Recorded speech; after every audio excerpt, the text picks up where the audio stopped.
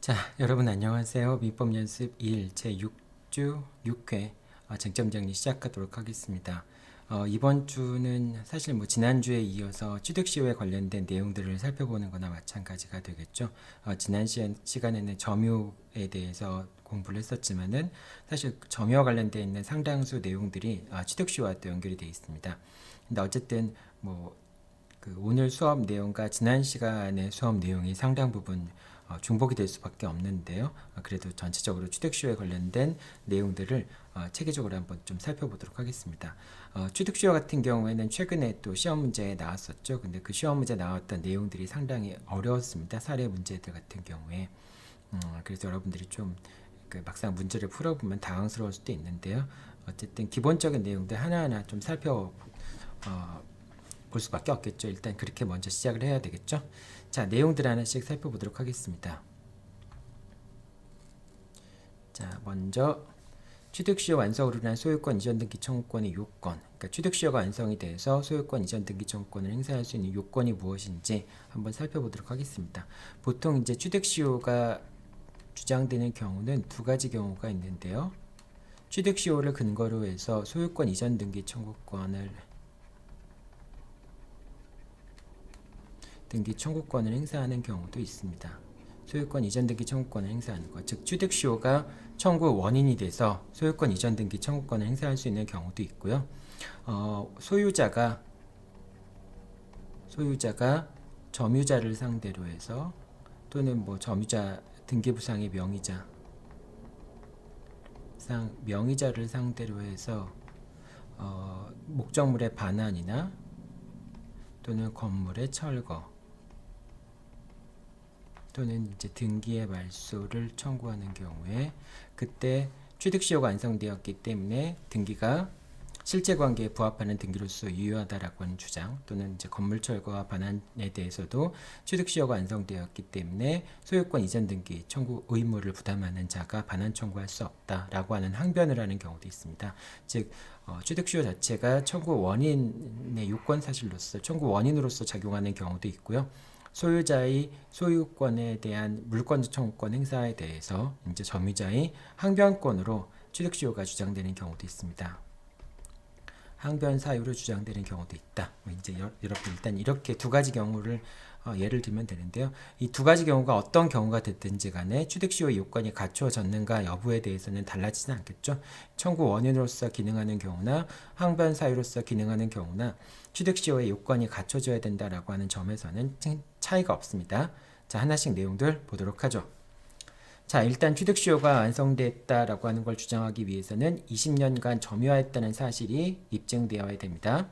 자, 기산점은 당사자의 주장에 구속되지 않고 법원이 직권으로 판단한다라고 하는 점 꼭 기억해 둬야 되겠죠. 그래서 기산점은 요건 사실이 아니라고 하는 겁니다. 그러니까 법원이 이제 당사자의 주장을 할 수 있지만 법원에서 그 당사자의 주장에 구속되지 않고 법원은 증거에 의해서 객관적인 증거에 의해서 기산점을 산정할 수 있다라고 하는 겁니다. 법원이 이렇게 기산점이라고 하는 것을 요건 사실로 하지 않은 것은 기산점 자체가 제3자의 이해관계에 영향을 미치기 때문입니다. 예를 들면 취득시효가 완성되는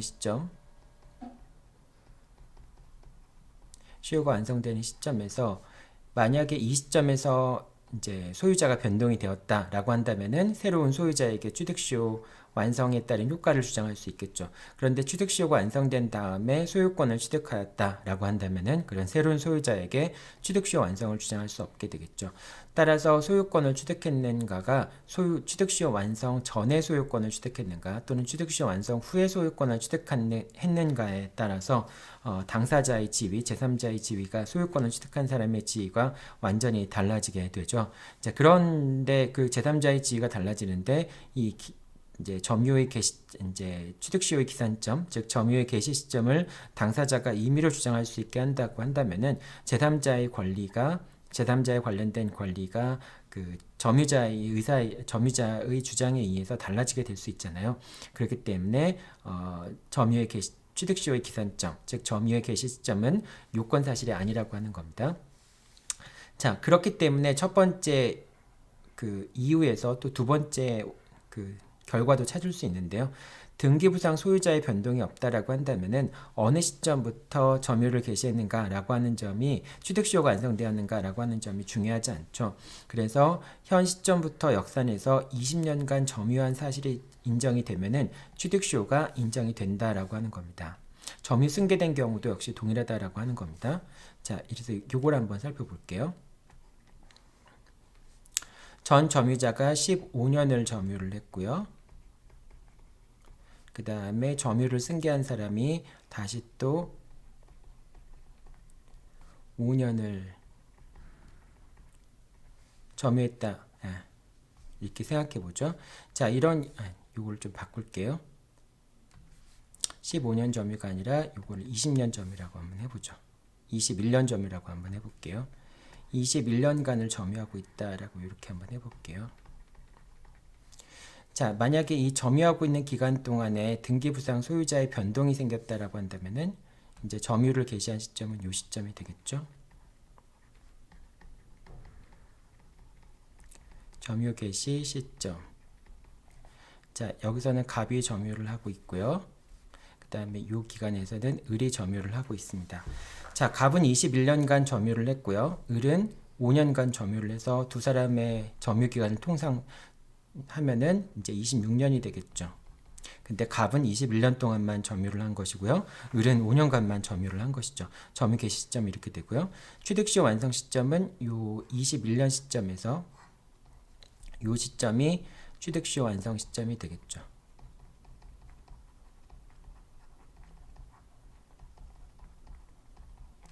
자, 이 상황에서 만약에 이제 점유 취득시효가 완성이 되었다라고 한다면은 여기서는 갑만이 취득시효를 주장하는 게 원칙이겠죠. 왜냐하면 20년째 취득시효가 완성이 됐으니까 갑만이 취득시효를 주장할 수 있고요.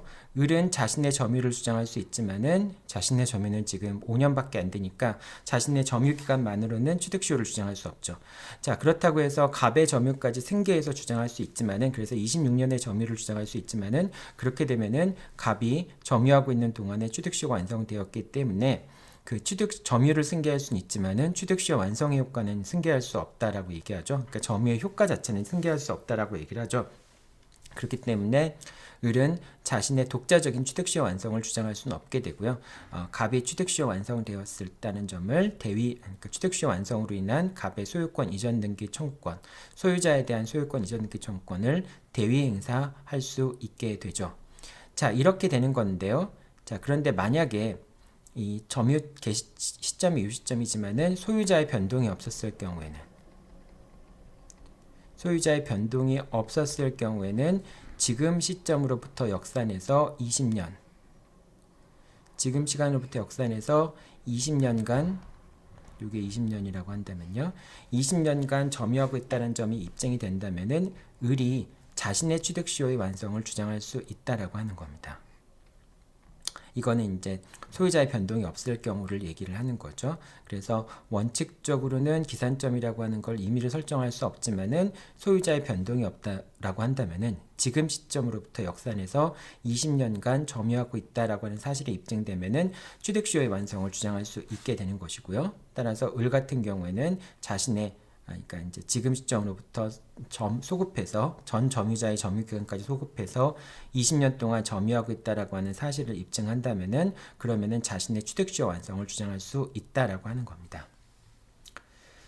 자, 그 다음에 이제 점유의 승계, 아까도 지금 방금 전에 조금 관련된 얘기를 했지만은 전 점유자의 점유도 함께 주장할 수 있지만은 전 점유자의 점유를 함께 주장하는 경우에는 전 점유자의 하자도 승계하게 되는 것이죠. 전 점유자의 점유가 타주 점유라고 한다면은 현재의 점유도 타주 점유가 되는 것이죠. 자, 그 다음에 이제 점유의 승계 같은 경우에 상속으로 인해서 점유를 승계하는 경우도 있는데요.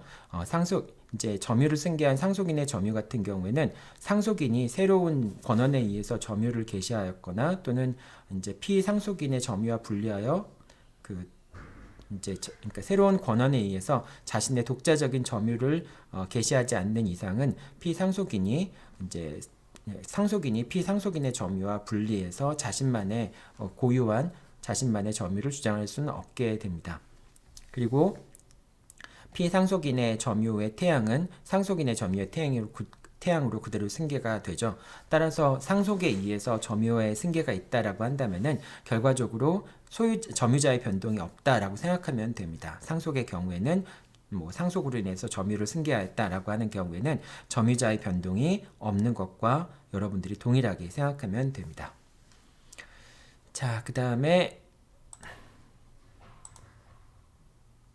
자신의 소유물에 대한 취득시효도 인정이 될 수 있느냐? 여기서는 사실은 학설상 논란들이 있습니다. 근데 원칙적으로 판례는 자신의 소유물에 대해서도 취득시효가 인정이 된다라고 얘기를 하죠. 하지만 예외적으로 인정이 되지 않는 경우도 있는데요. 이제 매도인의 채권자가 이런 경우입니다. 이제 갑이 매도인이고요. 그 다음에 을이 매수인입니다. 을이 갑으로부터 X 부동산을 매수하고 소유권 이전 등기까지 했어요. 그리고 인도를 받아서 목적물을 점유하고 있습니다. 그런데 갑의 채권자가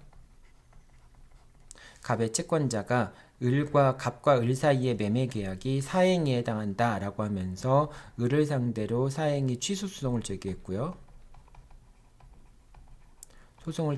승소를 했습니다. 그런데 아직까지 이제 을 명의의 등기에 말소를 청구하지 않고 있었어요. 자, 이런 경우에 이제 10년이 경과하였습니다.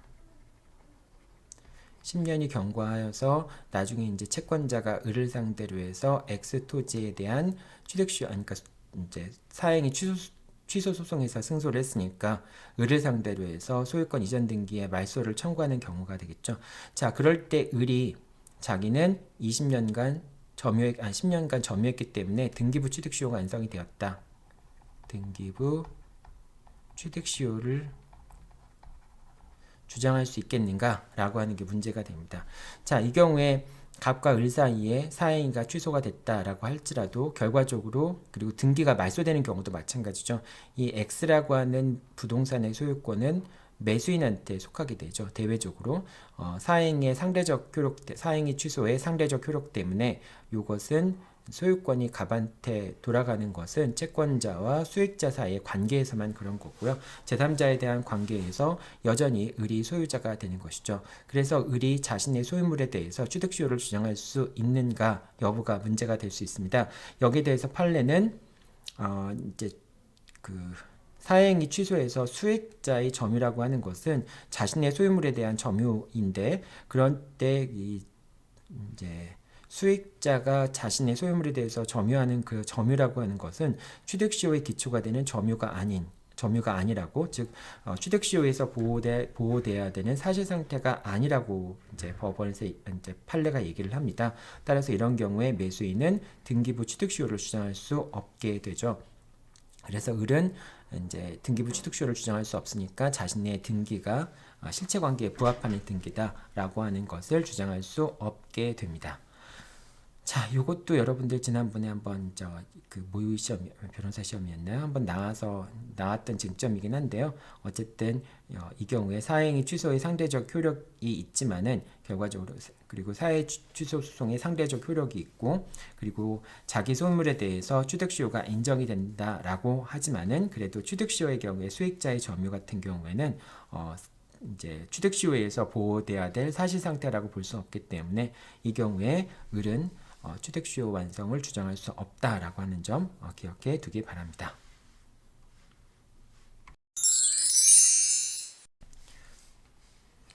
자, 점유자가 취득시효 완성을 이유로 해서 소유권 이전 등기 청구권을 행사할 때 소유자는 또 항변을 할 수 있겠죠. 그 항변 사유들이 어떤 것들이 있는지 한번 살펴보도록 하겠습니다.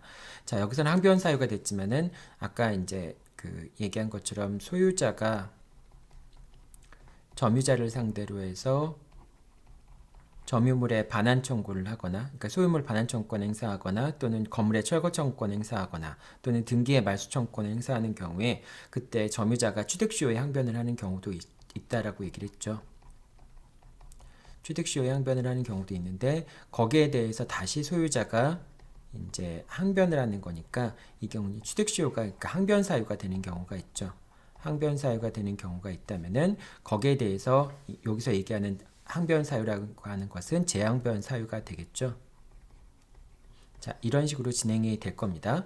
그러니까 직접 점유자가 소유자한테 취득시효 완성을 이유로 해서 소유권 이전 등기를 청구하는 경우에는 그때 소유자가 다음과 같은 항변 사유를 주장할 수 있겠지만은 소유자가 먼저 점유자를 상대로 해서 이제 취득시효 완성을 이유로 해서 소유권 이전 등기 청구권을 행사하죠. 소유물 반환 청구권 행사하거나 그럴 때 이제 점유자가 취득시효 항변을 할 수 있고 거기에 대해서 다시 소유자가 재항변을 할 수도 있겠죠. 자, 그럼 어떠한 항변 사유들이 있는지 한번 보도록 하죠. 첫 번째는 타주점유라고 하는 건데요. 점유자의 점유가 자주점유가 아니라 타주점유라고 하는 점을 주장할 수가 있습니다. 자, 여기서 자주점유는 추정이 되겠죠. 그렇기 때문에 자주점유의 추정이 깨어졌다라고 하는 점을 소유자가 입증을 해야 되겠죠. 그러면은 자주점유의 추정이 깨어졌다, 즉 타주점유이다라고 하는 입증은 어떻게 하는 것이냐? 뭐 이제 그 타주점유라고 하는 것은 결국 그러니까 자주점유와 타주점유라고 하는 것은 점유의 권한과 여러 가지 사정을 통하여서 외형적이고 객관적으로 판단을 하게 되죠. 자, 그렇기 때문에 점유자가 소유의 의사가 없는 그런 권한을 기초로 해서 점유를 개시하였다거나 또는 소유자가 통상 취해야 할 행동을 취하지 아니하였거나 또는 취하지 아니할 행동을 취했거나 또는 취해야 할 행동을 취하지 않은 경우, 그런 경우라고 한다면은 타주점유의 입증이 깨어진 자주점유의 추정이 깨어진 거라고 볼 수 있겠습니다. 그럼 어떤 경우에 자주점유의 추정이 깨어지는가라고 하는 거는 지난 시간에 사실 살펴봤던 내용인데요. 이제 악의의 무단점유임이 입증된 경우, 그런 경우에는 추정이 깨어진다라고 볼 수 있고요. 그 다음 명의수탁자의 점유임이 입증된 경우, 명의수탁자의 점유라고 한다면은 이제 타주점유일 수밖에 없겠죠. 그 다음에 소유권 이전 등기를 마친 매도인의 점유는 역시 이제 타주점유라고 하는 것이고요. 그러니까 소유자와 점유자 사이에 매매 계약이 체결되어서 이제 소유자가 아직 매도인이 이제 소유권을 넘겨주고 또는 점유를 인도를 해줘야 되는 그런 상황이 있는 매도인의 점유 같은 경우에는 이제 목적물을 인도해줘야 된다라고 하는 차원에서 그런 매도인의 점유는 타주점유라고 볼 수 있겠죠. 따라서 그 매도인으로서 계속 점유하고 있다라고 하는 사실을 입증한 경우에는 그런 경우에는 자주점유의 추정이 깨어졌다라고 볼 수 있겠죠. 자, 그 다음에 매매계약이 무효임을 알고도 점유를 개시한 것. 자, 그런 경우엔 또 역시 소유의 의사를 갖고 목적물을 점유하게 된 거다라고 볼 수 없겠죠. 그렇기 때문에 매매계약이 무효임을 알고 인도를 받아서 점유를 개시한 경우에는 그 점유자의 점유는 자주점유라고 할 수 없고 자주점유의 추정이 깨어졌다라고 볼 수 있겠죠. 다만 사후적으로 그 매매계약이 무효임을 알게 된 경우에는 그런 경우에는 자주점유의 추정이 깨어지지 않게 되겠죠. 자, 그리고 또 한 가지는 등기 원인이 입증되지 않는다고 해서, 그러니까 등기 원인이 뭐 예를 들면 매매라든지 증여라고 하는 것을 등기 원인으로 주장을 했는데 그런 주장이 입증되지 않았다 할지라도, 즉 점유자가 등기부상 명의인으로 돼 있는 경우에 내가 이런 과정을 통해서 등기 원인 또는 소유권 취득의 원인이 입증되지 않는다고 하더라도 추정이 깨어지지는 않는다라고 하는 겁니다. 그러니까 내가 어떤 과정을 통해서 점유를 취득하게 되었다라고 하는, 뭐 예를 들면 매매 계약을 체결해서 점유를 취득하게 되었다라고 하는 점을 주장을 했는데 실제로는 그런 점유의 권한이 입증되지 않은 경우, 그런 경우에도 자주점유의 추정은 깨어지지 않는다는 점도 유의해 두기 바랍니다. 자, 그리고 자주점유 전환의 재항변을 할 수도 있는데요. 만약에 이제 위에 같은 사유에 의해서 자주점유의 추정이 깨어졌다라고 하더라도 이제 상대방 점유자 입장에서는 자주점유의 추정이 깨어진 거는 뭐 깨어지지 않았다라는 주장을 펼 수도 있겠지만, 만약에 이제 소유자가 자주점유의 추정이 깨어진다라고 하는 걸 번복시킬 수 있을 만한 입증을 했을 경우에는 일단은 타주점유로 되겠죠. 근데 타주점유로 된 경우라고 할지라도 다시 또 자주점유로 인정될 수도 있는 경우들이 있죠. 즉 자주점유가 타주점유로 바뀌었더라도 다시 또 타주점유가 자주점유로 전환이 될 수 있는데요. 어떤 경우가 그러한지 보겠습니다. 먼저 새로운 권한에 의해서 소유의 의사로 점유를 개시한 경우에는, 그런 경우에는 타주점유라고 하더라도 자주점유로 바뀌게 되겠죠. 그 다음에 점유를 이전해 준 자에게 소유의 의사가 있다는 점 표시한 경우, 그러니까 새로운 권한에 의해서 점유를 그러니까 소유의 의사가 있는 그런 권한에 의해서 점유를 개시한 경우, 다시 이제 개시한 경우나 또는 점유를 이전해 준 자에 대해서 소유의 의사가 있음을 표시한 경우에는 역시 타주 점유가 자주 점유로 바뀔 수가 있겠죠. 근데 두 번째 경우에는 사실상 이게 인정되는 경우는 거의 본 적은 없는 것 같아요. 그리고 오히려 인정되지 않은 경우들이 있는데 타주 점유자가 자신의 명의로 소유권 이전 등기를 했다라고 하는 것만으로는 소유자에 대해서 소유의 의사를 표시한 걸로 볼 수 없다. 오히려 이런 경우들이 있게 되겠죠. 자, 그 다음에 또 이제 그 첫 번째 가장 많이 나오는 이제 항변 사유 중에 하나가 이제 점유자의 점유가 자주 점유의 추정이 깨어졌다. 점유가 소유의 의사로 점유한 것이 아니다라고 하는 점, 즉 자주 점유의 의사 추정이 깨어졌다라고 하는 점을 주장하는 경우가 가장 많고요. 그리고 또 두 번째는 이제 폭력 및 은비에 의한 점유이다. 즉 점유자가 점유를 하고 있지만은 폭력을 사용했거나 또는 몰래 점유를 취득한 것이다라고 하는 경우라고 한다면은 이 경우에도 역시 취득시효가 인정되지 않죠. 그런데 단순히 소유자가 토지에 대한 반환 청구를 했거나, 이건 이제 지난 시간에 여러분하고 같이 살펴봤던 거지만은 토지의 소유자가 점유자를 상대로 해서 소유권을 행사한 경우, 부당이득 반환 청구하는 경우도 마찬가지가 되겠죠. 그렇게 소유자의 토지 반환 청구가 있다라고 하면은 그런 사유만에 의해서 평원 공연성이 깨어지는 건 아니라고 하는 겁니다. 그러니까 평원이라고 하는 거는 상대방이 소유권 이전 등기 이제 토지에 반환 청구를 했다고 해서 그것이 폭력을 사용한 거나 그런 상대방이 이제 토지에 대한 반환 청구를 한 상태에서 점유를 하고 있다고 해서 폭력을 사용하는 점유라고 볼 수 없죠. 그리고 공연하지 않은 점유, 즉 은비에 의한 점유라고도 얘기할 수 없겠죠. 그렇기 때문에 소유자가 소유물 반환 청구권 행사했더라도 그것이 평원 공연성의 추정에 영향을 미치지 않는다라고 하는 겁니다. 다만 이런 토지 반환 청구권 같은 경우에는 이제 취득시효의 중단 사유에 해당할 수는 있겠죠. 자, 그 다음에 점유의 중단인데요. 이제 취득시효가 인정이 되기 위해서는 점유가 이제 점유를 개시했을 때부터 이제 현재 시점까지, 취득시효가 완성되는 시점까지 점유가 계속돼야 되겠죠. 자, 그런데 점유라고 하는 것은 전후 시점에서 점유하고 있다는 사실이 입증되면은 그 기간 동안에, 그 사이 기간 동안에도 역시 점유가 계속된 것으로 추정이 된다라고 하는 점도 여러분들이 기억해 둬야 되겠죠. 자, 그 다음에 취득시효가 완성 여부와 관련해서 또 한 가지 이제 항변 사유가 될 수 있는 게 취득시효가 중단되었다라는 주장을 펼칠 수도 있습니다. 취득시효가 중단되었다라고 하는 주장을 펼칠 수도 있습니다. 그러니까 시효가 중단되었기 때문에 취득시효가 완성되지 않았다라고 하는 주장을 펼칠 수도 있는 것이 되겠죠. 자, 그런데 이제 취득시효가 중단되는 경우도 있고 중단되지 않는 경우들도 있는데요. 첫 번째, 취득시효 기간 중에 소유자가 소유권을 처분하더라도, 그러니까 소유자가 소유권을 처분하면은 권리를 행사한 것처럼 보일 수 있잖아요. 그렇기 때문에 취득시효가 중단된 것이 아닌가라고 생각할 수 있는데, 취득시효 기간 중에 소유자가 변경이 되더라도 그것은 취득시효의 중단 사유가 되지 않는다라고 하는 겁니다. 오히려 소유자가 변경됐을 때 그 변경된 소유자한테 취득시효 완성의 효과를 주장할 수 있게 되겠죠. 자, 그 다음에 이제 공유자 같은 경우에는 공유자 1인의 건물 철거와 토지의 반환 청구를 재판상 행사한 경우에, 당연히 이제 취득시효 중단 같은 경우에는 청구가 이제 최고가 취득시효 중단 사유가 되겠죠. 그런데 이제 이 최고 같은 경우에는 6개월 내에 재판상 청구를 하거나 이래야지만 시효가 확실히 중단이 되겠죠.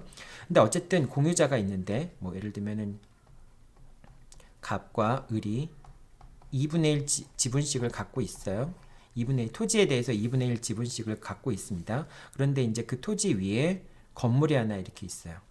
이 건물에 대해서 당연히 이 건물이 토지에 권한이 없다, 토지를 위에 존재할 수 있는, 토지를 사용할 수 있는 권한이 없다라고 한다면은 토지의 공유자인 갑 또는 을은 단독으로 건물의 철거와 토지의 반환을 청구할 수 있겠죠.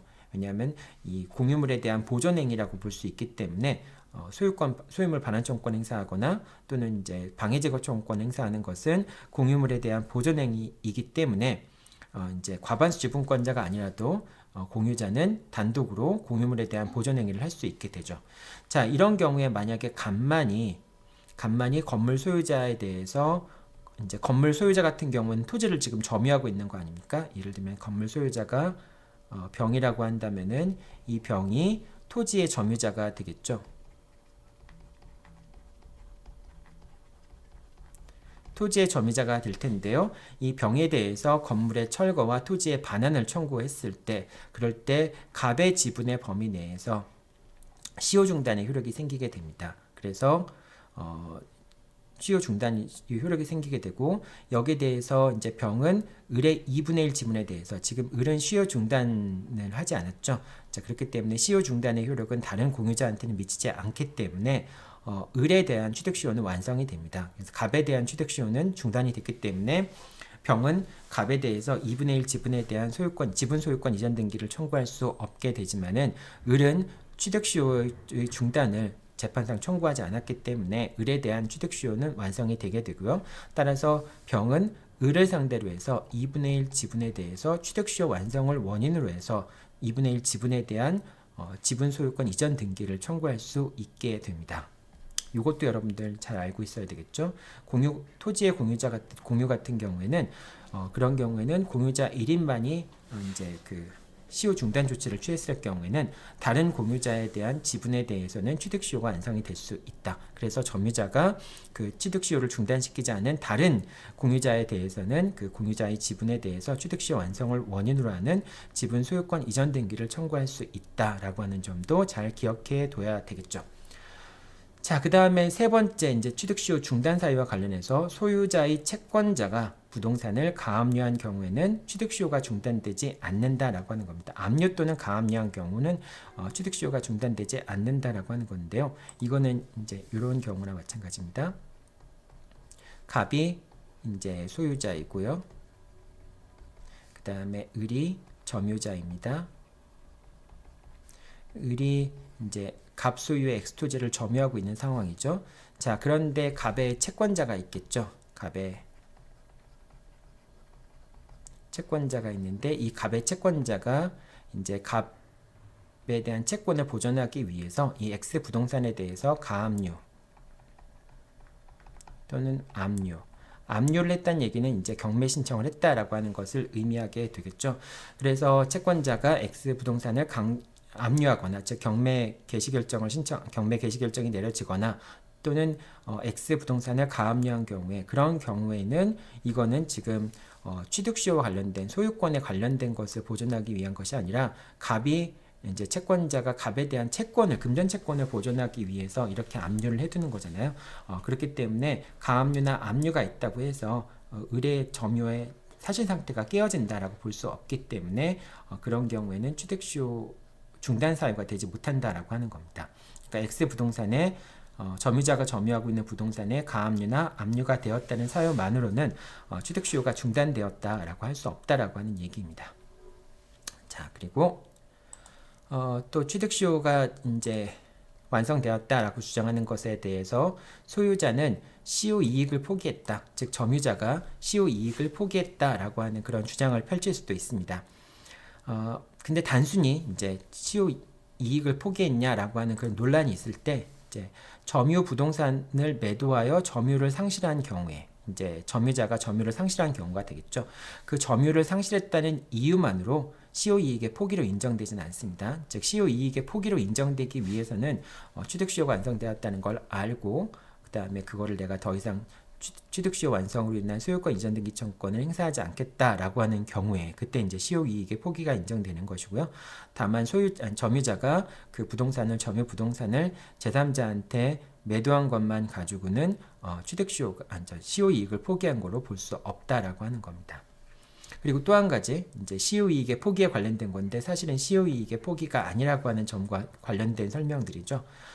취득시효가 완성된 다음에 점유자가 소유자를 상대로 해서 뭐 이제 그 토지를 구입하겠다라고 하는 청약을 한 사실만에 의해서 취득시효 완성으로 인한 시효 이익을 포기한 걸로 볼 수는 없다라고 하는 점도 여러분들 기억해 두세요.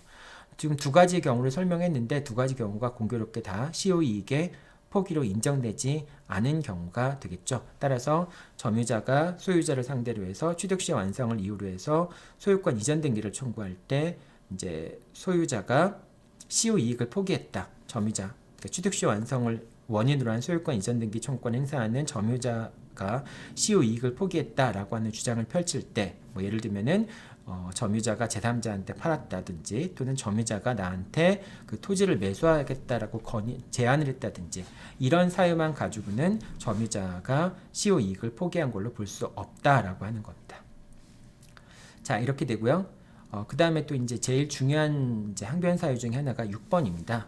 이제 취득 시효 완성을 원인으로 한 이제 그 소유권 이전 등기를 청구할 때 그 소유권 이전 등기 의무가 불능이 되었다라고 하는 점을 주장할 수도 있습니다. 소유자가. 그러니까 이렇게 되는 거죠. 갑이 있고 을이 있고 X를 을이 점유하고 있는데 취득 시효 완성을 원인으로 해서 을이 갑에게 소유권 이전 등기를 청구합니다.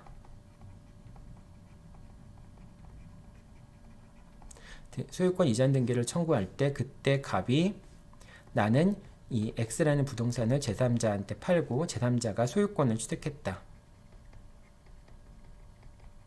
소유권을 취득했다. 그렇기 때문에 나는 더 이상 당신한테 소유권 이전 등기를 해줄 수 없다라고 하는 소유권 이전 등기 의무가 불능이 되었다라고 하는 항변을 할 수도 있습니다. 자, 이거는 이제 그 취득시효 완성 후에 제3자한테 소유권을 처분한 경우에는 제3자는 적법하게 소유권을 취득하게 되고요. 이 경우에 병이라고 하는 사람은 취득시효 완성을 알았는지 몰랐는지와 상관없이 적법하게 소유권을 취득하게 되죠.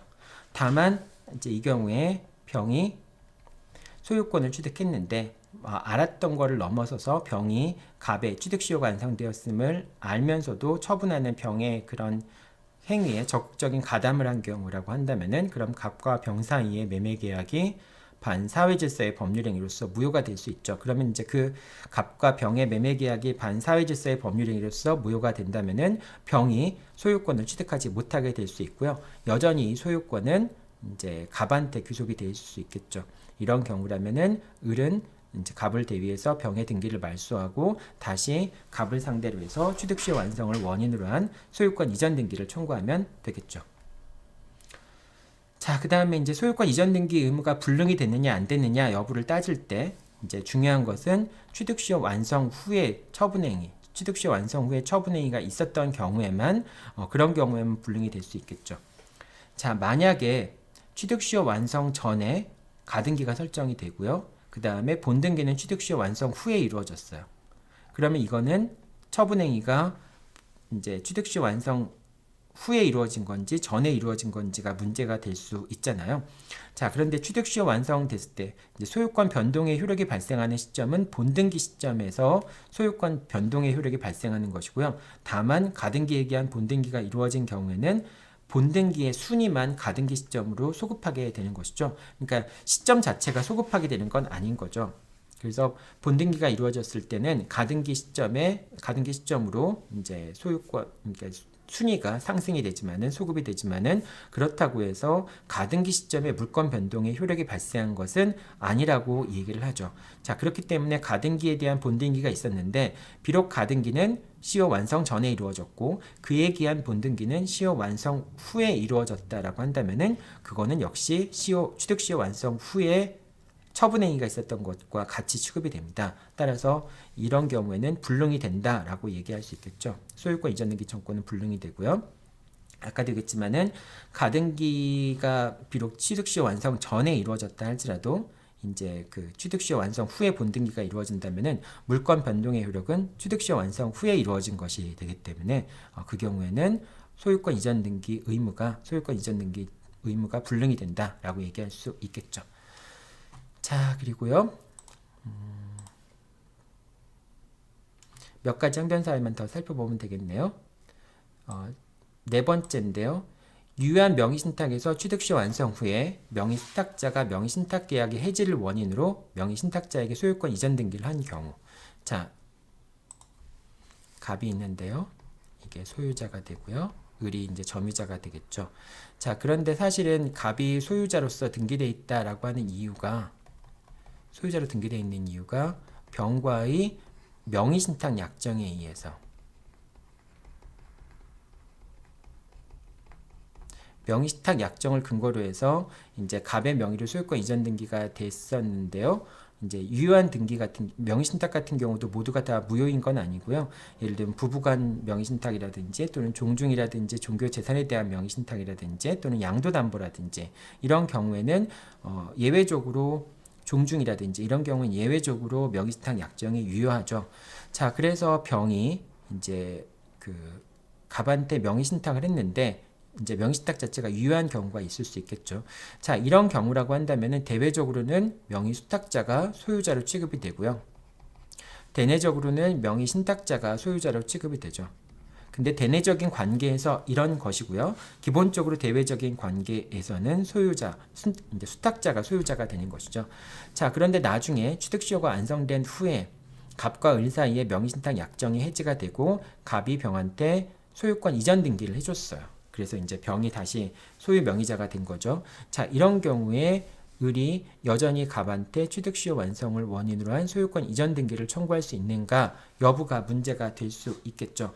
자, 근데 이 경우에 이제 병이라고 하는 사람은 사실상 뭐 내부적인 소유자이긴 했지만은 명의신탁 같은 경우에는 수탁자가 대외적인 소유자이기 때문에 소유자가 병한테 소유권을 이전해 준 것으로 볼 수 있겠죠. 자, 그렇기 때문에 갑은 취득시효 완성으로 인한 소유권 이전 등기 의무를 더 이상 이행할 수 없게 되고요. 왜냐하면 제3자가 소유권을 취득했으니까. 비록 명의신탁자이긴 하지만은 이 당사자들 간의 관계에서 명의신탁 관계에서는 수탁자만이 대외적으로 소유자이니까, 그러니까 소유자가 아닌 사람한테 다시 소유권이 귀속된 거니까 을은 취득시효 완성 후에 처분, 그러니까 목적물의 소유권을 취득한 병에 대해서 더 이상 취득시효를 주장할 수 없게 되겠죠. 그래서 이제 요 경우도 수탁자에게 이제 수탁자가 신탁자에게 이제 명의신탁 해지를 원인으로 해서 유효한 명의신탁 계약의 해지를 원인으로 해서 소유권 이전 등기를 해주게 되면은 그것도 역시 이제 취득시효 완성 후에 물권 변동, 소유권 변동이라고 볼 수 있다라고 하는 점입니다. 자, 그 다음에 이제 그 불능이라고 하는 것에 대한 항변을 했을 때 이제 다시 소유권을 취득하는 경우도 있게 되겠죠. 자, 이거는 이제 불능이 아니게 된다라고 하는 건데, 요 사유는 지금 항변 사유는 아닙니다. 어떻게 되는 거냐면은 갑이 취득시효 완성으로 인해서 이제 갑이 점유자라고 얘기할게요. 점유자가 취득시효 완성을 이유로 해서 소유자를 상대로 해서 이제 취득시효 완성에 기초한 이제 소유권 이전 등기 청구권을 이제 갑이 을한테 행사하는 경우에 을이 할 수 있는 항변 사유 중에 하나가 불능이라고 하는 항변 사유가 있다라고 얘기했잖아요. 즉 제3자가 소유권을 취득했기 때문에 더 이상 당신한테 소유권을 이전해 줄 수 없다라고 하는 불능의 항변을 할 수가 있는데요. 자, 그런데 경우에 따라서는 이 X주택을 이제 을이 병한테 처분한 건 맞지만은 그런데 다른 사유에 의해서 다시 X가 병한테 돌아오는 경우가 있을 수 있겠죠. 자, 이런 경우라고 하면은 결과적으로 을이 X의 소유권을 다시 회복한 것이기 때문에 불능 사유가 아니라고 얘기를 합니다. 그래서 가능하다라고 취득시효 완성으로 인한 소유권 이전 등기를 해주는 것이 여전히 가능하다라고 얘기를 하는 것이죠. 다만 이제 이 을이 이제 그 을의 상속인이 새로운 권한에 의해서 소유권을 취득한 경우에는 여전히 불능으로 된다라고 하는 점은 변함이 없습니다. 자, 그 다음에 이제 그 취득시효가 완성이 되어서 이제 불능이 됐다라고 하는 경우에도 이것도 이제 재항변 사유를 얘기하는 건데요. 불능이 됐다 할지라도 소유권 이전 시점을 기점으로 해서, 즉 갑이 을한테 취득시효 완성으로 인한 소유권 이전 등기 청구권을 행사했는데 을이 병한테 처분했다는 이유로 해서 취득시효 완성을 이제 병한테 주장할 수 없게 되는 경우에도 병이 소유권을 취득한 시점부터 다시 또 갑이 20년을 점유한다면은, 즉 점유를 개시한 시점이 아니라 이제 점유는 계속하고 있어야 되겠죠. 병이 소유권을 취득한 시점을 이제 기준으로 해서 20년이 다시 경과가 되면은 그때 갑은 이제 병이 소유권을 취득한 시점을 기산점으로 해서 다시 20년을 점유하는 경우에 2차 취득시효의 완성을 주장할 수 있게 됩니다. 자, 이것은 소유자의 불능항변에 대한 점유자의 재항변 사유가 되겠죠. 그러니까 4번과 5번은 점유자의 재항변 사유라고 생각하면 되겠죠. 자, 그 다음에 이제 또 경우에 따라서는 소유권 이전 등기 청구권의 소멸시효가 완성이 되었다라고 주장할 수도 있습니다. 즉 취득시효가 완성이 된 다음에 또 취득시효 완성이 되면은 취득시효 완성으로 인한 소유권 이전 등기 청구권을 취득을 하게 되겠죠. 그런데 이 소유권 이전 등기 청구권은 점유자가 점유하고 있는 동안에는 소멸시효가 진행되지 않습니다. 근데 점유자가 점유를 상실하게 되는 경우는 뭐 제3자한테 팔았거나 그렇게 되는 경우에는 취득시효 완성을 원인으로 한 소유권 이전 등기 청구권도 채권적 청구권이기 때문에 10년의 소멸시효 기간이 걸리게 되고요. 소멸시효 기간이 적용이 되고요. 따라서 10년간 취득시효 완성으로 인한 소유권 이전 등기 청구권을 행사하지 않게 되면은 역시 소멸시효가 완성이 되어서 소유권 이전 등기 청구권이 소멸하게 된다라고 하는 점도 여러분들이 기억하면 되겠죠. 자, 여기까지가 이제 그 취득시효를 주장하는 경우에 상대방이 할 수 있는 항변 사유들에 해당하는 겁니다. 그 다음에 그 항변 사유에 대해서 다시 또 재항변 사유를 할 수 있는 것들에 대해서 살펴보았죠. 자, 여기까지가 이제 취득시효에 관련돼서 취득시효의 청구 원인과 그 다음에 그 상대방의 항변 사유 등을 쭉 살펴본 겁니다. 그 다음에 이제 취득시효가 완성된 후에 뭐 여러 가지 법률 관계들에 대해서 살펴보도록 하겠습니다. 자, 취득시효가 완성된 경우에 효력에 대해 살펴보도록 하겠습니다. 취득시효가 완성되면은 이제 취득시효가 완성된 경우가 있고요. 그 다음에 취득시효 완성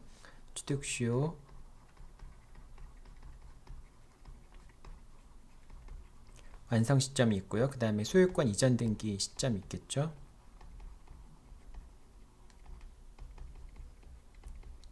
이 두 시점이 있고요. 취득시효 완성 전에 소유자가 한 처분행위 같은 경우, 그러니까 취득시효가 완성되기 전에 소유자가 여기서 소유권을 이전했다든지, 소유권을 이전한 경우에는 새로운 소유자에게 취득시효 완성을 원인으로 해서 소유권 이전 등기를 청구할 수 있겠죠. 그런데 이 시점에서 예를 들면 뭐 근저당권이 설정돼 있다든지, 또는 뭐 가등기가 설정돼 있다든지 이렇게 되는 경우, 자, 이렇게 되는 경우라고 한다면은 만약에 취득시효 완성을 원인으로 해서 소유권 이전 등기를 하게 되면은 이 시점부터 점유자가 소유권을 취득하게 되겠죠.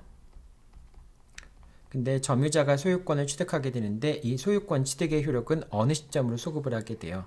점유 개시 시점으로 소급을 하게 되겠죠.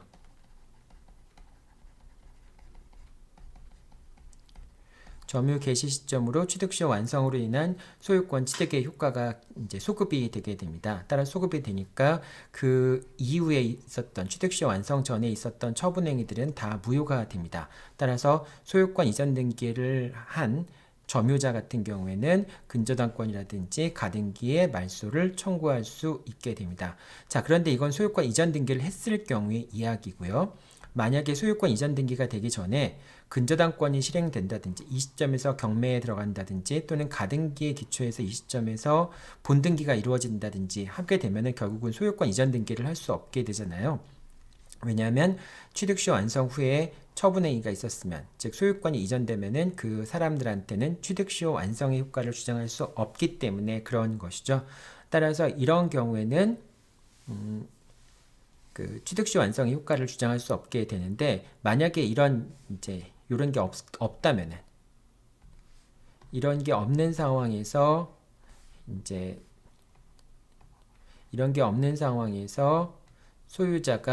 점유자가 소유권 이전 등기를 했다면은, 그렇게 되면은 이제 그것은 소유권 취득의 효과가 소급하기 때문에 처음부터 소유자였던 것으로 취급이 되고요. 그 다음에 이제 그 중간에 있던 취득시 완성 전에 했던 처분행위들에 대한 말소를 청구할 수 있겠죠. 자, 그 다음에 취득시효에 의한 소유권 취득은 소급효가 있다는 얘기였고요. 점유자가 소유권을 취득하기 전까지, 이제 등기 전까지는 유효하다. 어쨌든 이건 나중에 소유권 이전 등기를 했을 경우에 그 취득시효의 효과가 소급해서 적용이 되기 때문에 이제 이 근저당권이나 가등기가 말소돼야 된다는 뜻이고요. 취득시효가 완성되었다는 이유만으로 이 근저당권이나 가등기가 바로 효력을 상실하는 건 아닙니다. 따라서 이 소유권 이전 등기를 하기 전에 근저당권이 실행되거나 아까 얘기했듯이 가등기에 기초한 본등기가 이루어지게 되면은 결과적으로 이제 점유자는 소유권을 취득하지 못하게 될 수도 있죠. 자, 취득시효가 완성된 후에 소유자가 처분행위를 했을 경우에, 그러니까 취득시효가 완성되었고 그 다음에 점유자가 소유권 이전 등기를 하기 전에 이 시점 사이에서 이 시점 사이에서 소유자가 처분행위를 한 경우에 그 소유자의 처분행위는 점유자에 대한 관계에서는 유효하다라고 하는 겁니다. 물론 이것이 반사회 질서의 법률행위가 되는 경우에는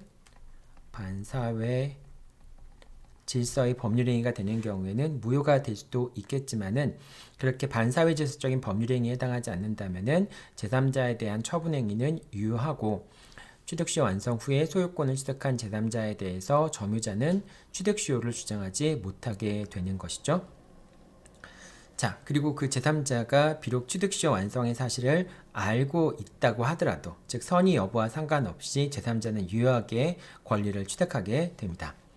다만 이제 소유자가 목적물을 처분했을 경우에, 취득시효 완성 후에 처분했을 경우에 소유자가 취득시효 완성 사실을 알면서도 처분을 했다라고 한다면은 그 소유자는 점유자에 대한 관계에서 불법행위에 따른 손해배상 책임을 질 수도 있게 되죠. 다만 어떤 경우든지 채무불이행 책임은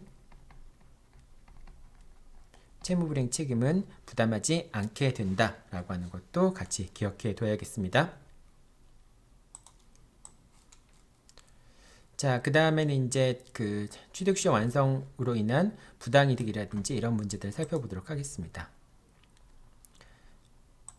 자, 취득시효가 완성된 사실을 알았거나 알 수 있었으면서 처분행위를 한 경우에는 아까 불법행위가 성립한다라고 얘기를 했잖아요. 자, 근데 이제 그 취득시효가 완성된 후에 설정된 근저당권, 이제 취득시효가 완성된 후에 여기서 이제 아까 계속 얘기했듯이 취득시효 완성 시점과 소유권 이전 등기 시점, 이 시점 사이에 저당권이 설정된 경우, 저당권이 설정되었다면은 제3자는 유효하게 저당권을 취득하게 되고요. 그 다음에 점유자는 저당권에 부담이 있는 소유권을 취득할 수밖에 없겠죠. 자, 그래서 이제 이렇게 저당권이 설정되어 있는 형태로 소유권을 취득할 수밖에 없는데, 만약에 이 저당권이 실행이 되는 경우라고 한다면은, 실행이 된다라고 한다면 결국 점유자가 소유권을 취득하지 못할 수도 있잖아요. 그렇기 때문에 점유자가 소유자를 대신해서 이 저당권의 피담보 채무를 변제하는 거죠. 즉 갑이 소유자이고 그 다음에 을이 점유자인데, 이게 저당권을 설정했다는 얘기는 누군가에게 채무를 부담하고 있다는 뜻이잖아요. 채권을 갖고 있다는 뜻이잖아요. 갑에 대해서. 그럼 이렇게 돼 있는데, 만약에 여기서 이제 취득시효가 완성된 다음에 이제 저당권을 설정해 준 경우를 얘기하는 겁니다. 여기서 을이 이제 그 저당권이 실행되는 걸 가만히 놔두게 되면 결과적으로 을은 소유권을 취득할 수 없게 되잖아요. 그래서 을이 그걸 막기 위해서 갑을 대위해서 병에게 변제를 했다. 뭐 예를 들면은 피담보 채권액인 1억을 변제를 했다. 그럼 1억을 갑한테 부당이득 반환 청구할 수 있겠는가? 두 가지 근거로 해서 할 수 있을 텐데요. 부당이득으로서 반환 청구를 할 수 있겠는가? 또는 을이 병에게 1억 원의 채무를 변제해야 되는 것은 갑의 사무임에도 불구하고 을이 갑의 사무를 대신 처리해 줬기 때문에 사무 관리가 성립하게 되고, 그 사무 관리의 기초에서 비용 상환청구권을 행사할 수 있는가? 이제 사무 관리를 위해서, 타인의 사무를 관리하기 위해서 을이 1억이라는 비용을 지출해서 병한테 지급을 한 거 아니에요. 그러니까 그 1억에 대해서 사무 관리에 따른 비용 상환청구권을 행사할 수 있는가라고 하는 점이 문제가 되는데요. 자, 일단 부당이득 반환 청구권과 사무 관리에 따른 비용 상환청구권은 행사하지 못한다라고 얘기를 합니다. 자, 그거는 이제 부당이득 반환 청구라고 하는 것은 결국은 이거는 이제 을이 저당권에 부담이 있는 X 토지의 소유권을 취득할 수밖에 없기 때문에 그거를 말소한 것 자체가 을한테 손실이 있었다고 볼 수 없다라고 하는 것이죠. 그렇기 때문에 부당이득 반환 관계가 성립하지 않는다라고 얘기하는 것이고요. 사무 관리는 또 왜 성립하지 않느냐? 이 근저당권을 말소시켜야 된다라고 하는 것. 이거는 이제 을이 저당권에 부담이 있는 X 토지의 소유권을 취득할 수밖에 없는 상황에서 그 저당권을 말소하는 것을 갑의 사무라고 할 수 없고 자신의 사무라고 할 수 있다라고 하는 것이죠. 따라서 자신의 사무에 대해서는 사무관리가 성립하지 않기 때문에 을은 사무관리의 기초에서 병한테 비용상환청구권을 행사할 수 없다라고 하는 겁니다.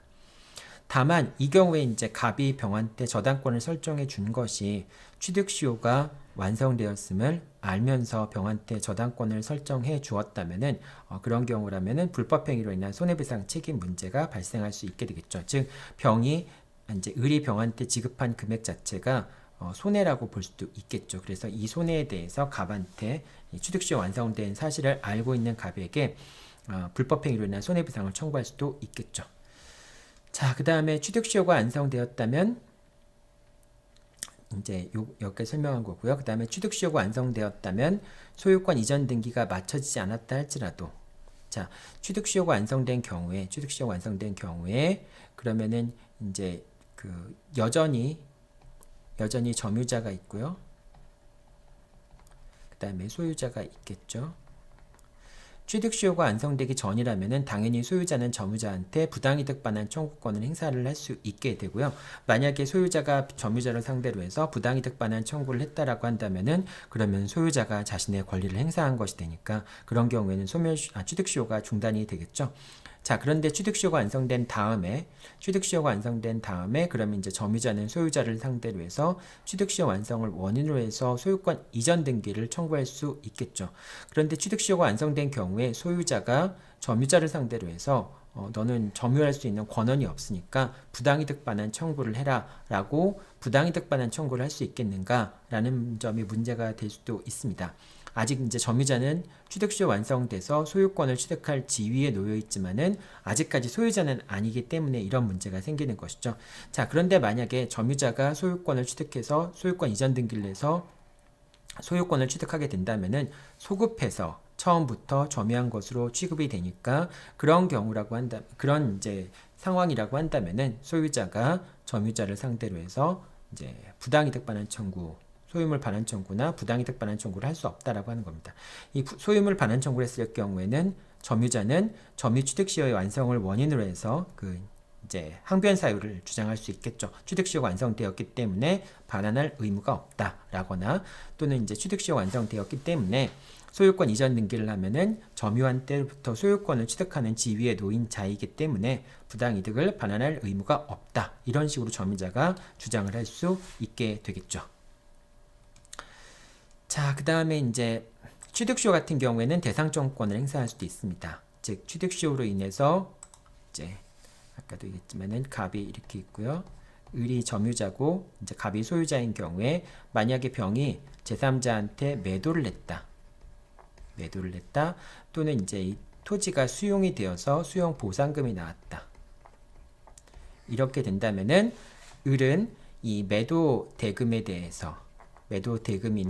수용 보상금에 대해서 대상청구권을 행사할 수도 있습니다. 즉 요걸 달라고 할 수 있다는 거죠. 소유자한테 달라고 할 수 있다라고 하는 겁니다. 요거는 이제 여러분들 나중에 물권법에서 보겠지만은 물상 대위처럼 어떤 물권적인 효력을 갖고 있는 건 아니에요. 우선권적인 효력을 갖고 있는 건 아닙니다. 그냥 그 금액에 해당하는 것만큼 X 토지를 인도하는 것 대신에 그 금액에 해당하는 것만큼의 이제 금전을 달라, 대상을 달라라고 주장할 수 있는 겁니다. 다만 이렇게 을이 갑을 상대로 해서 대상청구권을 행사하기 위해서는, 즉 매도 대금이나 수용 보상금에 대한 것을 대상청구권을 행사하기 위해서는 을이 갑에 대해서 취득시효 완성으로 인한 소유권 이전 등기 청구권을 행사를 했어야 한다라고 하는 것이죠. 그런 경우에만 대상청구권을 행사하는 것이 가능하다라고 얘기를 합니다. 자, 여기까지가 취득시효에 관련된 여러 가지 내용들을 살펴본 것이고요. 다음 내용은 이제 등기부 취득시효에 관련된 내용들만 간단하게 살펴보면 되겠습니다. 자, 등기부 취득시효 같은 경우에는 점유 취득시효와 달리 이제 무과실이라고 하는 것이 더 추가가 되죠. 그래서 등기부상에 소유자로 등기되어 있는 자가 선의 무과실로 평온 공연하게 10년 동안 점유를 하게 되면은 등기부 취득시효가 완성이 됩니다. 자, 여기서 이제 선이 이제 과실이 없다라고 하는 점, 무과실이라고 하는 점은 추정되지 않습니다. 등기부 취득시효에서. 따라서 자기가 등기부상, 무효인 등기부에 기초해서 등기부상 소유자로 기재되어 있다라고 하는 것에 대해서 이제 과실이 없다라고 하는 점은 이제 그 등기부 취득시효를 주장하는 자가 입증을 해야 되고요. 여기서 과실이라고 하는 것은 점유를 취득하는 것에 대한 과실을 얘기하는 겁니다. 즉 자기는 이제 그 점유를 할 수 있는 권한이 없다라고 하는 점을 몰랐다. 그리고 그 모른 것에 대해서 과실이 없다라고 하는 것을 주장해야 되는 것이죠. 자, 양도인의 처분의 권한이 없음을 알았거나 알 수 있었던 경우에는 이제 과실이 인정되어 등기부 취득시효가 부정이 됩니다. 따라서 양도인에게 처분 권한이 없다라고 하는 것을 몰라야 되고요. 그 모르는 것에 대해서 이제 과실이 없다라고 하는 점을 입증해야지만 그래야지만 등기부 취득시효를 주장할 수 있겠죠. 그러니까 정상적인 거래 과정을 통해서 거래 절차를 통해서 부동산의 점유를 취득하게 되었다라고 하는 점을 입증을 해야지만 그래야지만 등기부 취득시효를 주장할 수 있겠죠. 자, 그리고 요 두 번째는 이제 여러분들 등기의 효력 부분에서 여러분들한테 설명을 했던 건데요. 등기부 취득시효가 인정되기 위한 등기는 최소한 형식적 유효 요건을 갖춘 등기여야 된다라고 하는 것이죠. 그렇기 때문에 관할 위반의 등기나 중복 등기의 경우에는 그 등기가 형식적인 요건을 갖추지 못했기 때문에 등기부 취득시효가 인정이 될 수 있는 등기가 될 수 없다라고 하는 점도 기억을 해둬야 되겠죠. 이거는 이제 등기의 유효요건 관련해서 형식적 유효요건과 실체적 유효요건에 관련된 거, 형식적 유효요건과 실체적 유효요건에 대해서 설명을 하면서 이 형식적 유효요건에 위반한 경우에는 실질적 유효요건에 위반한 경우에는 등기부 취득시효가 인정될 수 있겠지만은 형식적 이제 등기 요건, 유효요건을 충족하지 못한 경우에는 이런 등기에 대해서는 등기부 취득시효가 인정될 수 없다라고 하는 점 그때 한번 설명을 했었죠.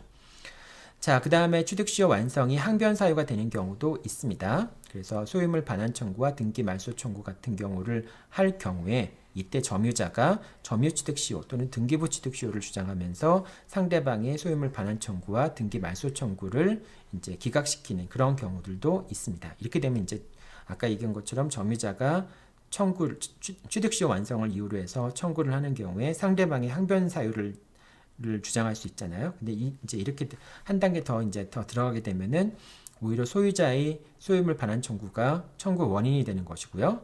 여기에 대해서 점유 취득시효, 등기부 취득시효의 완성은 항변 사유가 되는 것이고요. 그때 다시 소유자가 항변을 하는 것은 재항변 사유가 되겠죠. 이런 식으로 하나씩 밀리겠죠. 자, 그렇게 이제 청구 원인, 항변, 재항변 이렇게 되는 경우도 있다라고 생각하고 이제 문제를 여러분들이 보면 되겠죠. 자, 여기까지가 취득시효에 관련된 내용들인데요. 막상 이렇게 취득시효에 관련돼서 간단하게 정리하긴 했지만은 실제로 시험 문제를 풀어보다 보면은 상당히 어려울 겁니다. 여러분들 취득시효에 관련된 것은 뭐 너무 많이 나와서 또 시험에 안 나올 수도 있겠지만 또 시험에 나올지 안 나올지는 이제 알 수 없는 거니까 잘 한번 정리해서 시험을 한번 보기 바랍니다. 네, 여러분들 수고했습니다.